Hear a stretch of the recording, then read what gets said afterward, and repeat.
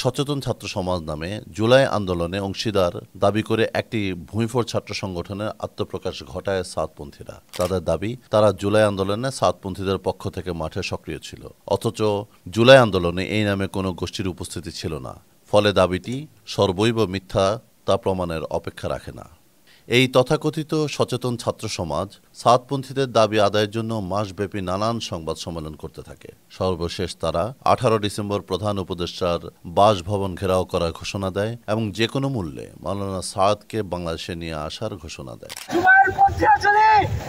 তাদের সর্বোচ্চ মুরব্বীকে নিয়ে এসে ইজতেমা জোর করতে পারে, মাওলানা সাদকে আন্দোলনের অনুসারীরাও করতে পারবে। ইজতেমা জোর যদি বৈষম্য মুক্ত আমরা না পাই, না হয় বিগত সামনের দিনে যে আন্দোলন করে উঠবে আপনারা সেই আন্দোলনকে থামাতে পারবেন না।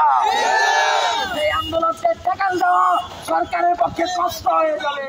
সাতপন্থীদের ঘোষিত পুরাতন সাথীদের জোর 20 ডিসেম্বর থেকে শুরু হওয়ার কথা থাকলেও ওয়াসিফুল ইসলামের 16 ডিসেম্বরের চিঠির পর থেকেই সাতপন্থীরা তাদের পরিকল্পনা বাস্তবায়ন শুরু করে। অপরদিকে সারা মাসব্যাপী সাতপন্থীদের যুদ্ধংদেহী হুমকি প্রদানের ফলে সৃষ্ট অচল অবস্থা নিরসনের লক্ষ্যে 18 ডিসেম্বর সকালে স্বরাষ্ট্র মন্ত্রণালয়ে উভয় পক্ষের সাথে 2টি সভা অনুষ্ঠিত হওয়ার কথা ঘোষণা করা হয়।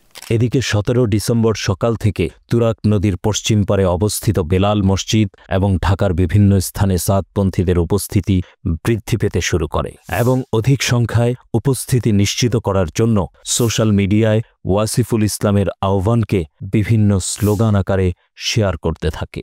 এরও আগে পূর্ব পরিকল্পনা অনুসারে মাঠে অবস্থিত লোকবল এবং মাঠের বিভিন্ন স্থাপনার সরেজমিন পরিস্থিতি যাচাইয়ের জন্য সাতপন্থীরা নজরদারি শুরু করে। তারা ইজতেমা মাঠের উপর ড্রোন সার্ভেইলেন্সের ব্যবস্থাও করে। এমনকি তারা সরেজমিনে লোক পাঠায় যারা হামলার আগে থেকেই ইজতেমা মাঠে আলমী শুরার সাথীদের সাথে ছদ্মবেশে অবস্থান করছিল।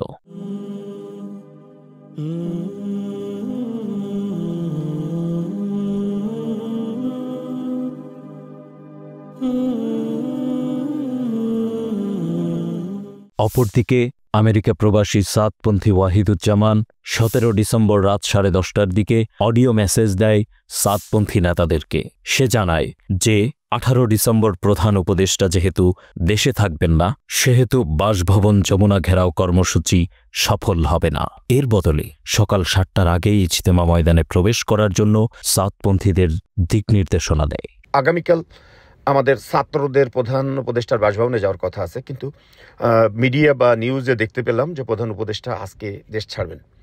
তার মানে আজকে উনি যদি দেশ ত্যাগ করে উনি বাইরের সফরে যান, তাইলে প্রধান উপদেষ্টার সঙ্গে সাক্ষাতের সুযোগ নেই।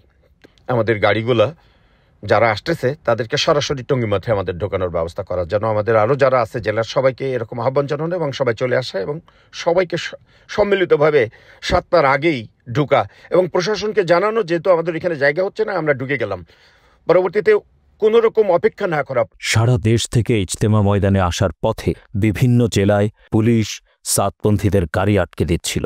পরবর্তী দিন অর্থাৎ 18 ডিসেম্বর সকাল 10টায় প্রধান উপদেষ্টার বাসভবন যমুনা ঘেরাও কর্মসূচির অংশ বিবেচনা করে বিভিন্ন জেলার পুলিশ এই গাড়িগুলোকে আটকে দিচ্ছিল। কিন্তু সাতপন্থীদের প্রকৃত উদ্দেশ্য ছিল ইজতেমা ময়দান। কোনো গাড়ি আসার পথে আটক হলে আটক হওয়া এসব গাড়ি ছাড়িয়ে আনার জন্য সাতপন্থীদের বিভিন্ন হোয়াটসঅ্যাপ এবং ফেসবুক গ্রুপে তানভীরের মোবাইল নাম্বার শেয়ার করা হয়। সাতপন্থী নেতাদের উদ্দেশ্য ছিল গাড়িগুলোকে পরিকল্পনা মাফিক সময় মতো ইজতেমা ময়দানে উপস্থিত করা, যাতে হামলার সময় পর্যাপ্ত লোকবল নিশ্চিত করা যায়।